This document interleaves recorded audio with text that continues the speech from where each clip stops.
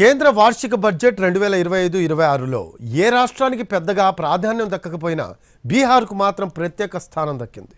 వచ్చే అసెంబ్లీ ఎన్నికలను దృష్టిలో పెట్టుకొని ప్రత్యేక ప్రాధాన్యం కల్పించినట్లుగా తెలుస్తోంది.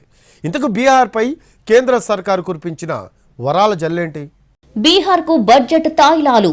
త్వరలో ఎన్నికలు జరగనున్న నేపథ్యంలో వరాలు. బీహార్పై సెంట్రల్ బడ్జెట్లో స్పెషల్ ఫోకస్.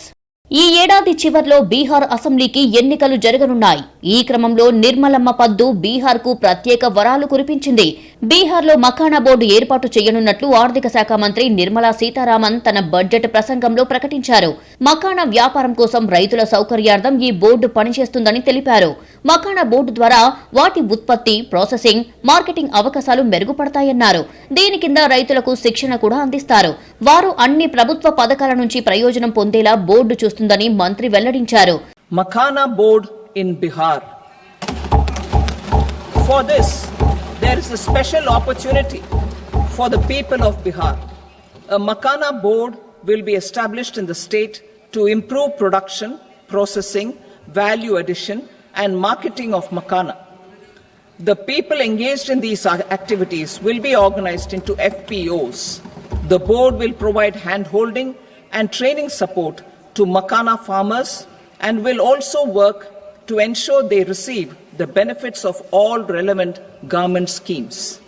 మకానా బోర్డు మాత్రమే కాదు, బీహార్లోని మిథిలాంచల్ ప్రాంతంలో 50,000 హెక్టార్లకు ప్రయోజనం కలిగించే వెస్టర్న్ కోసీ కెనాల్ కు ఆర్థిక సాయం అందించేందుకు బడ్జెట్లో నిర్మలా సీతారామన్ ప్రతిపాదించారు. అంతేకాదు 10 ఏళ్లలో 4 కోట్ల మందికి విమాన ప్రయాణం కల్పించడమే లక్ష్యంగా పెట్టుకున్న కేంద్రం ఆ దిశగా బీహార్లో గ్రీన్ఫీల్డ్ ఎయిర్పోర్టు ఏర్పాటుకు నిర్ణయం తీసుకుంది. దీనితో పాటు పాట్నాలోని ఎయిర్పోర్టును విస్తరించేందుకు నిర్మలమ్మ ప్రతిపాదించారు. అలాగే బెహితా బ్రౌన్ఫీల్డ్ ఎయిర్పోర్టును సైతం విస్తరించేందుకు ప్రతిపాదించారామె. మొత్తంగా చూస్తే ఉడాన్లో భాగంగా విమానయాన రంగానికి బీహార్లో మహర్దశ పట్టే అవకాశం ఉంది. మరోవైపు ఐఐటి పట్నాను కూడా విస్తరిస్తామని నిర్మలమ్మ హామీ ఇచ్చారు.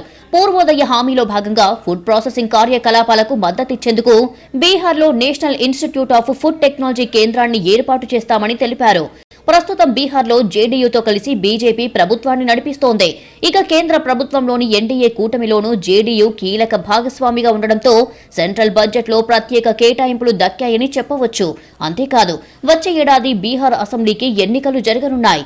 ఈ క్రమంలో బీహార్కు ప్రత్యేక హోదా కల్పించాలని సీఎం నితీష్ ఇప్పటికే కేంద్రాన్ని కోరారు.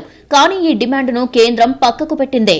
అయితే ఈ ఏడాది ఎన్నికలు జరగనున్న క్రమంలో కేంద్రం బడ్జెట్లో ప్రత్యేక వరాల జల్లు కురిపించింది.